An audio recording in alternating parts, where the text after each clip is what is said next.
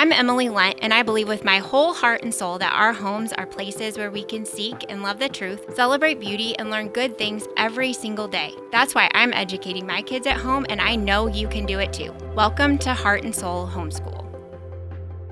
Welcome to Heart and Soul Homeschool. I'm so thrilled to have with me today my guest, Peggy Ployhar. She is the founder and CEO of SPED Homeschool. Peggy, thanks for being here. Absolutely. Thanks for having me. Well, really quick before we really jump into our topic today, which is so good. I'm so excited to talk to you, and I know it's going to be wonderful and encouraging for our listeners. Just tell us a little bit about yourself and your family, if you're willing, and what you do. Sure. So we started homeschooling, 22 years ago. And I homeschooled my kids all the way through. I have 3 kids. Now they're 27, 25, and almost 20.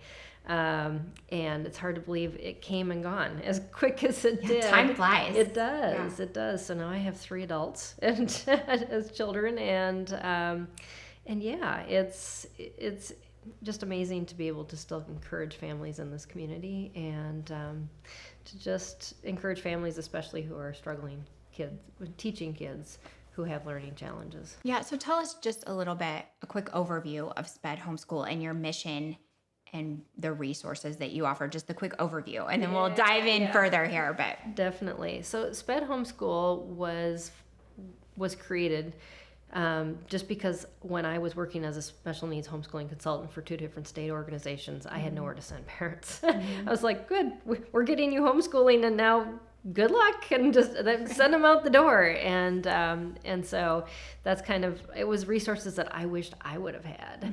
And so that's what they do. But it's from a perspective of parents who have been in the trenches instead of a bunch of experts.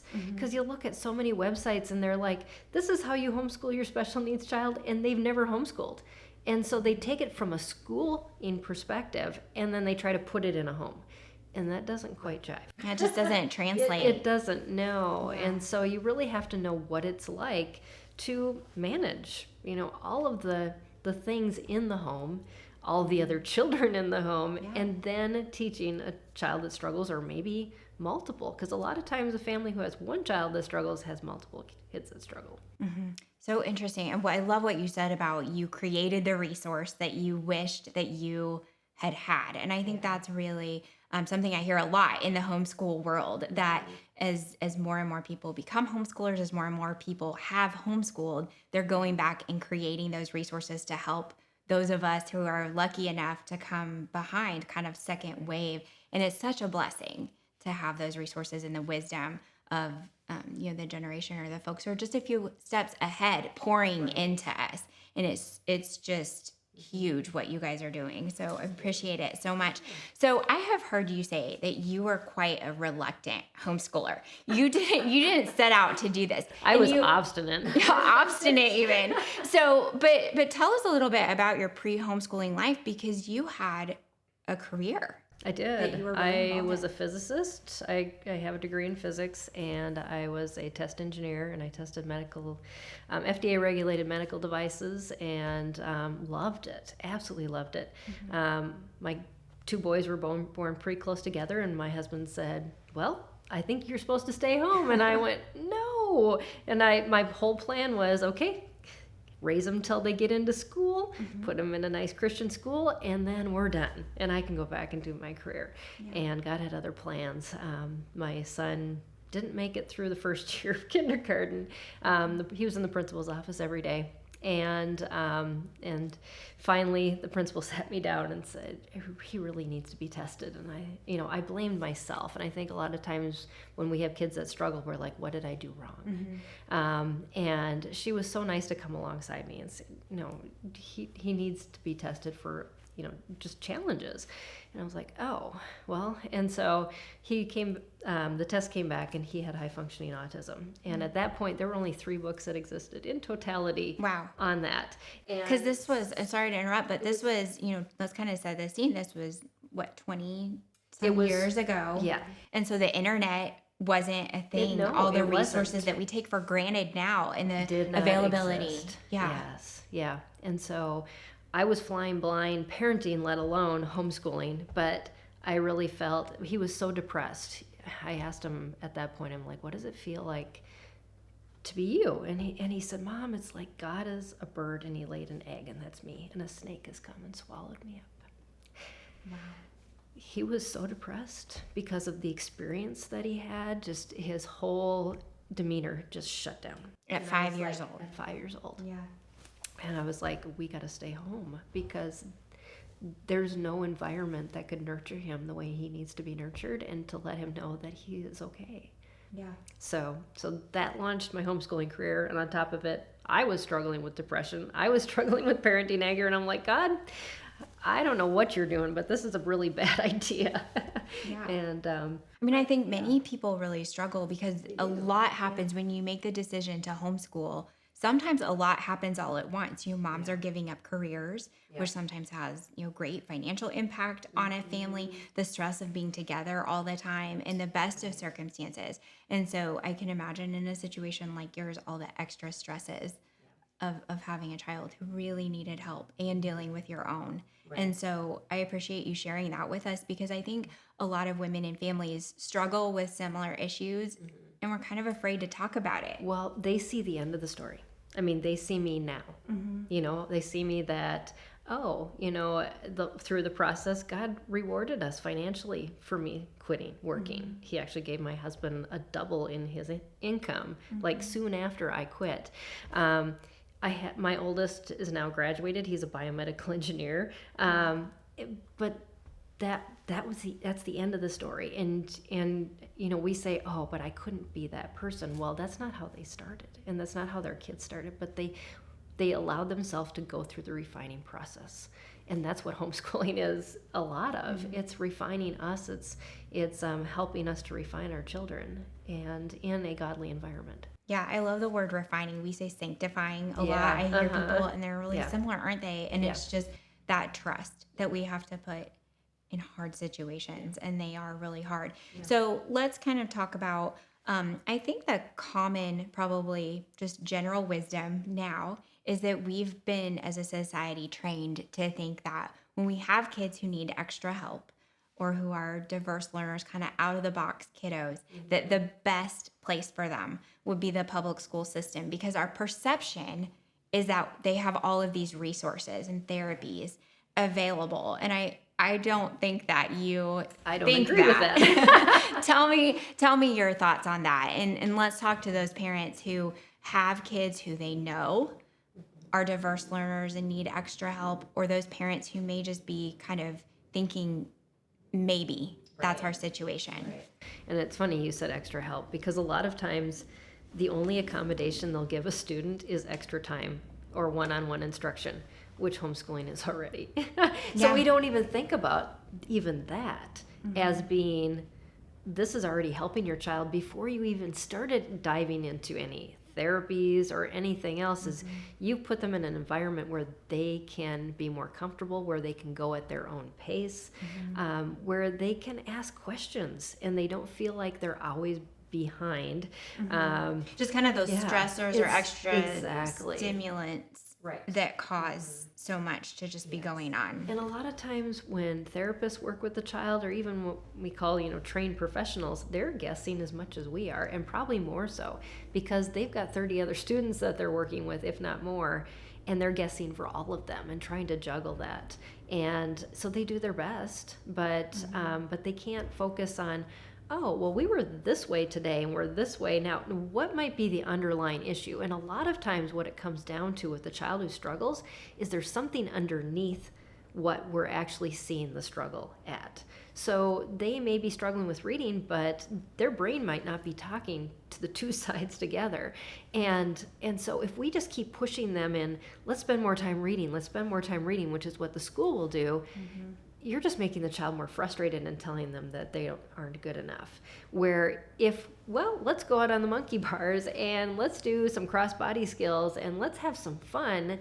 And guess what? Reading spikes. And it's because God made our bodies that way, and we have to think of them as the whole child, not just these little sections that can be fixed in various ways. Yeah. And so help me understand, when you're looking at a child or as a parent looking at our children, what's kind of the differentiation where we know that we have a kid who, maybe just needs, like you just said, just a little extra help, just a small adjustment, and then those who need more help? What's kind of the differentiator there? That's a tough one because in general, boys will always learn slower than girls, but then some don't. Right. And some girls learn slower than boys, even though most don't.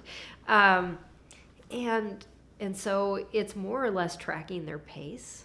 But then again, a child will sometimes just plateau out and they'll stop for a while, and then all of a sudden you'll see this huge spike. It has to be looked at from more of a longevity instead of a little snapshot. Because if we just focus on snapshots, we're not going to see the big picture. And so a lot of times what we tell parents to do is write down where your child's at the beginning of the year. And then at the end of the year, pull that out. Have they made progress? Instead of saying, well, this week we did okay. We usually evaluate homeschooling by week. Yeah. Sometimes minute by minute, if we're being honest. Exactly. But the problem is you're not going to see progress in any child, whether they have a special need or not, across the board like that. So when you're saying that, I'm kind of thinking of, when you take a baby to the pediatrician and they show you that chart with like your child's curve, and they always focus on, look at your child's curve and are they gaining weight for them? Are they, not as compared to everyone else? Yes. So maybe that's a good mental way for me to picture that we're looking. So I think in our culture in general, over the last few years, it's really been exposed that maybe the experts are not so expert. And so when I hear you talking about the experts in special education, it's not maybe that they don't know what they're talking about, but I've heard you say no one can be an expert on your kid like you are. Right. And so talk about that a little bit, because that seems so key. Yeah. So when I first started homeschooling, thankfully, I had watched a video course from a lady that did unit studies. That's what I ended up using, was unit studies. And she talked about knowing your kids. And I thought, okay, so I really studied my kids, intentionally. My oldest is a builder. I'm like, why does he build? What drives him to build, and how can I use those interests and that drive to propel his learning? Where his other brother he just imagines, he was the one with the superhero cape, was running around the house, didn't want to build at all. He just wanted to destroy everything that was built. But for him, everything had to be action-based, movement, all of that. And then how do I incorporate that into his learning and use terms like, instead of talking about how many pounds of shrimp we have, how many pounds of superhero action toys can we, and changing things around. So all of a sudden, because learning just becomes so much easier when we're driven to what we're interested in, and that it doesn't self-motivation matter. Exactly, but in. it sparks something in the brain too. I mean, just think about something like you love to do. You don't even it doesn't feel like work anymore. Where if it isn't something you're interested in, it's like you almost have to push yourself to do it.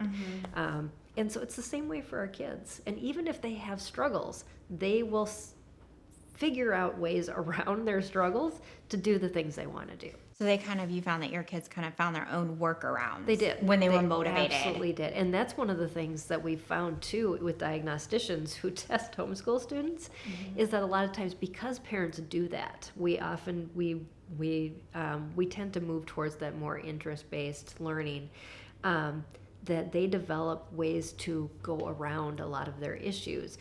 To a certain point, that's good. When they get older, though, and the schooling gets more taxing, they can't always fake it.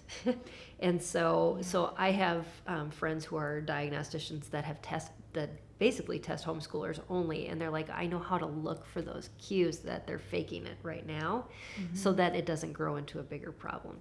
But that's great that they're learning how to learn, though, around some of their struggle areas. Yeah, and I would say I was a very typical learner, but I still didn't learn how to learn.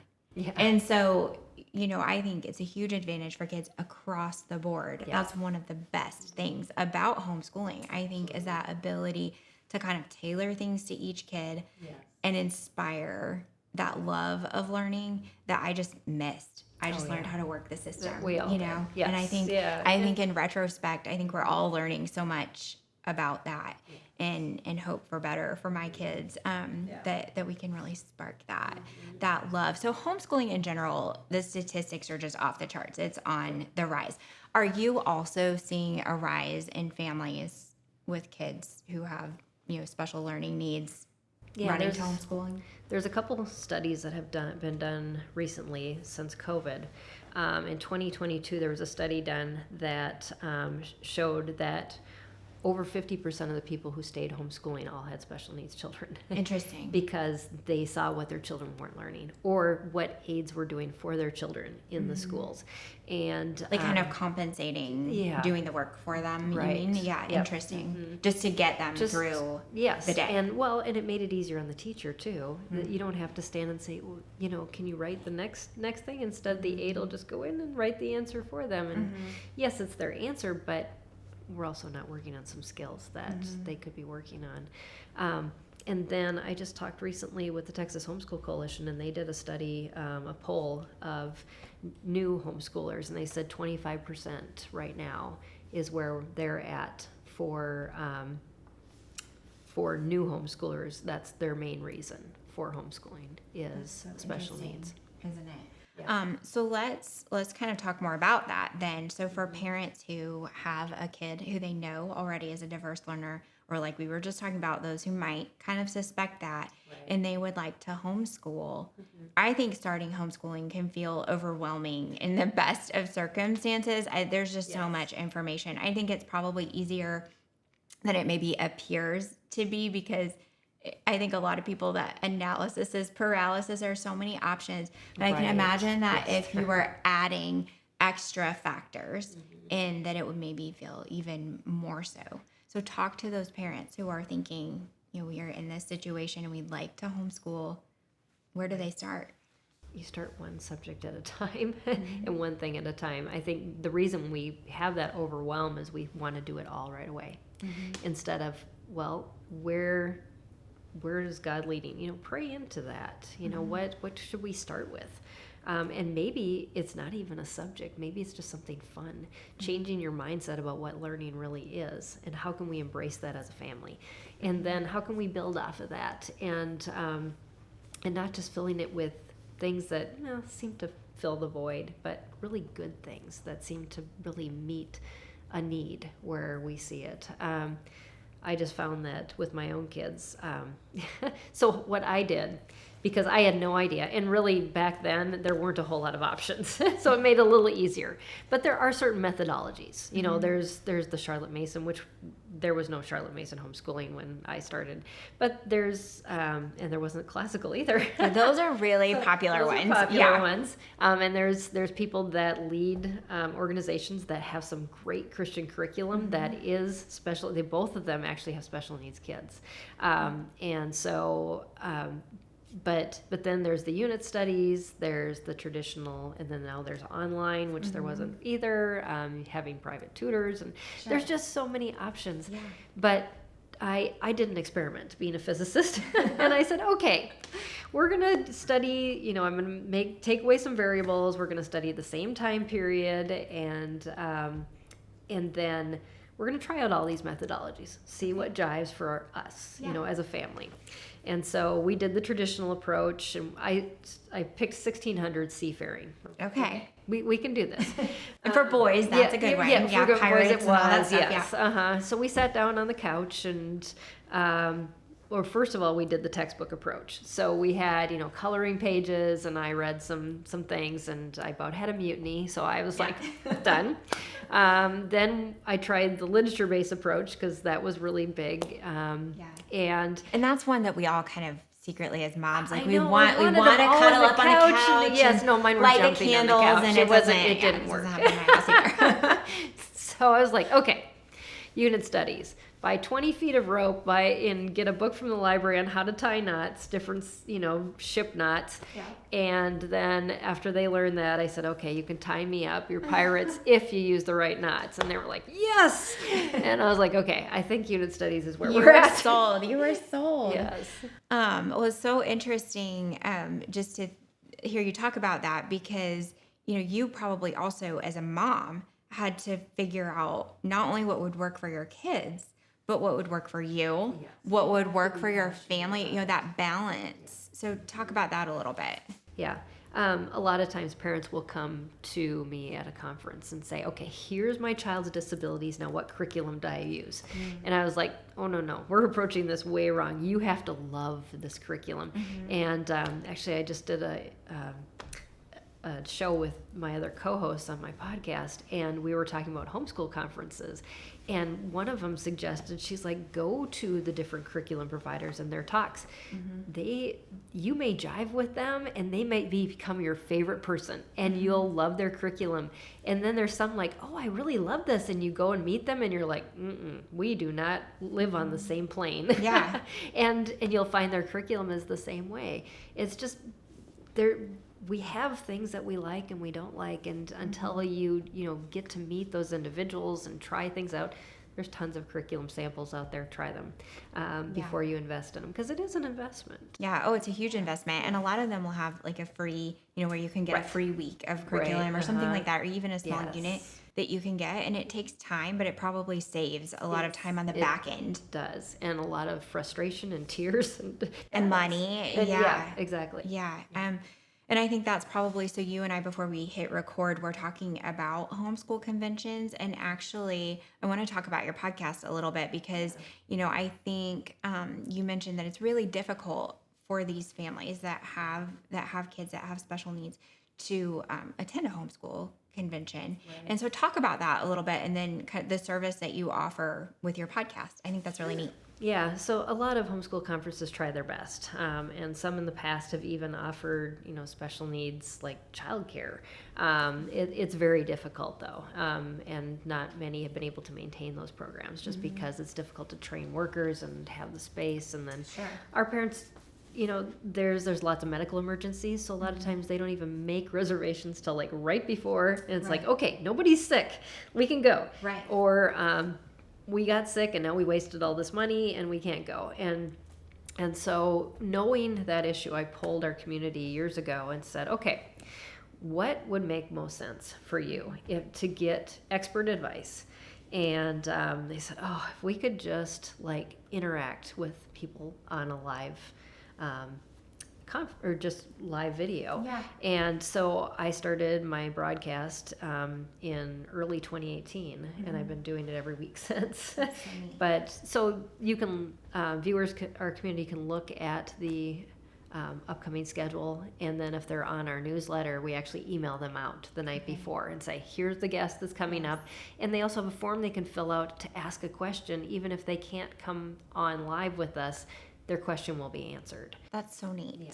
Yeah, that's really special that you do that. And we'll link back to all of that in the show notes so that people can find that. But I can imagine that's such a blessing, because a lot of times, I think all of us moms, no matter what the situation, wish we had a hotline we could call, Exactly. And so it's really great that you connect people with experts, that have, like you said, not just experts in their field, but women who have gone through the homeschooling part that they're going through. That's a pretty specialized little niche there. So I love that. So we're kind of winding down on our time, but there are two things that I wanted to talk to you about. Something that's been eye-opening for me, and we talked a little bit about this. So my son has been in speech therapy for the last couple of years. And so we kind of got him into that at the height of COVID, when even the speech therapists were, masking, and it was just the mama bear and making him out. And so we found a wonderful therapist who has just worked with him so beautifully and has really partnered with our family. And it's been a great experience. But it was so eye-opening to me because a few months ago, she said, he is at a level where if we're following the standards of the public schools, we would pass him, that we would pass him on. But, we would like to give you the option to continue. And we said, of course, we want Liam to do the best for Liam. Right. Not just, and that had never occurred to me. Does that happen, Peggy, a lot Yes, with because that's the therapies. way the law is written. So talk So- about that, because I think that's eye-opening for these parents who might be in the Right. mindset that that school is best, thinking they're getting all these services. No. So the way the Individuals with Disability in Education Act is written is that the services at the school are to bring a child up to the level playing field of their peers so they can function in a school environment and learn. That is the goal of therapy. It is not the best for the child. It is the best for the environment and the child in the environment. And so when goals are written, it's to make the child succeed in the environment. And once they hit a normative level, so at their peers, those services are removed. And of course, most of these kids then dip back down, and then you have to remediate back up. And so it's this vicious cycle where if you stayed in the therapies, it would be very minimal, it would be less taxing on the child, and they would actually continue to see improvement across the board in everything that they do. But yes, that is how the law is written, and the funds are appropriated, and so that is why you won't get a service sometimes if your child tests at a certain level, because it's normal. And so do you find that parents, just like I was, kind of like mind blown Oh, yeah. when they Yes. realize that? And most of the time, as a consultant, when I worked for the Minnesota Association of Christian Home Educators and the Texas Homeschool Coalition, parents would be irate. They would be so mad. I've got to sue the school. I've got to get, services. And I'm like, yeah, but you can't, because this isn't what the services are set up for. And so once they came to that mindset of, oh, okay, I'm fighting the wrong person on this battle. And kind of probably ignites that holy, really, that God-given Yes.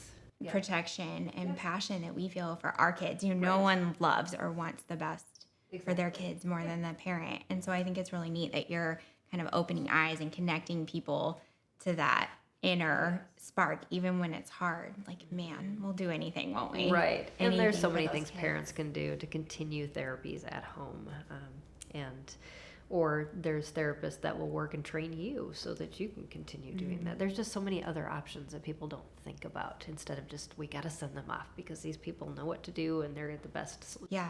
Yeah. And all of that, I assume people can connect on your website and through your organization. That's part of what you do, is kind of open people's eyes to that wide array of all those options, which is so wonderful that you do that. And I appreciate that. So as we kind of wrap up, let's talk about how families who may have typical learners can kind of come alongside families, because I would imagine that it's kind of isolating sometimes. And as I knew I was going to talk to you, in my family, my mom has a cousin. So I guess I always get confused on the cousins removed and all of that. But I think she's a second cousin to me. Dear family, Jamie and Kenny are their names, and they have a son who's 43 years old with a severe disability. And so our family, that's been so much a part of our family life, and they've been so faithful and kind and loving to him. But I know, I talked to her a little bit about what that was like to be isolated, and kindnesses that had been shown to her. And then on the flip side, kind of those things that make you go, So Peggy, help us. How can we come alongside families who are struggling in this area? You have to listen, and listen with an open heart instead of a judgmental heart. A lot of times, parents of kids with special needs, they're just struggling, trying to find answers to lots of things that maybe they never will have answers to. And so just having that compassion for them and for their child, it's not going to be normal, and they're going to have a lot more needs. But being willing to say, you know what, even with the needs, we're going to be here for you. We're going to be community. And then offering help. And even if they say no, continuing to offer help, because eventually they will say yes. A lot of times it's hard to trust somebody, especially around a child that has so many needs. And they're like, oh, but I'm only equipped to do this. There's lots of things going through. I'm sure a lot of pressure that you put on yourself. Right. Yes. Yeah. I mean, my parents adopted 10 after the 4 of us were kind of starting to leave the house, and they all have special needs. So my parents just kind of wrapped up their parenting and homeschooling after many, many years beyond me. And so yeah, it's it was hard for them to even get help, you know, and then when people would come in, they'd say they'd do something and then they didn't. So just be faithful.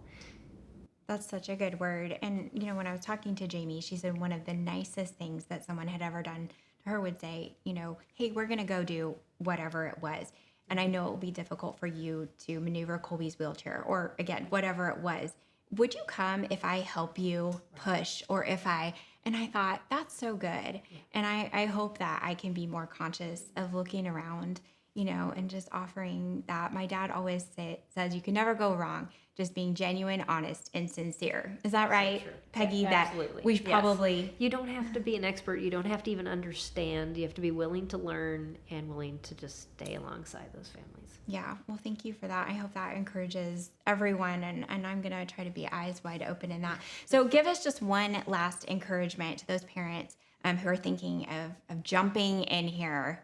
Just one final little thing.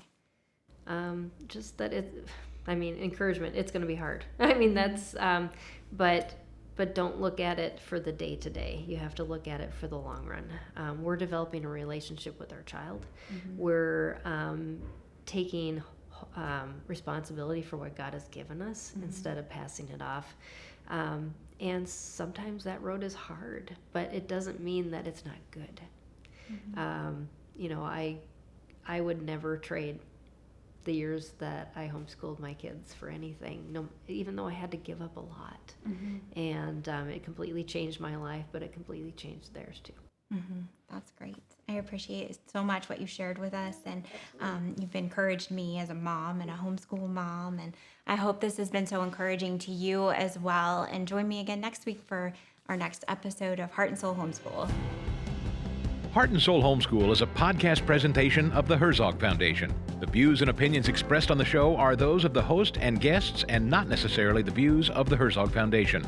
Be sure to like and subscribe to the show so you never miss an episode of Heart and Soul Homeschool.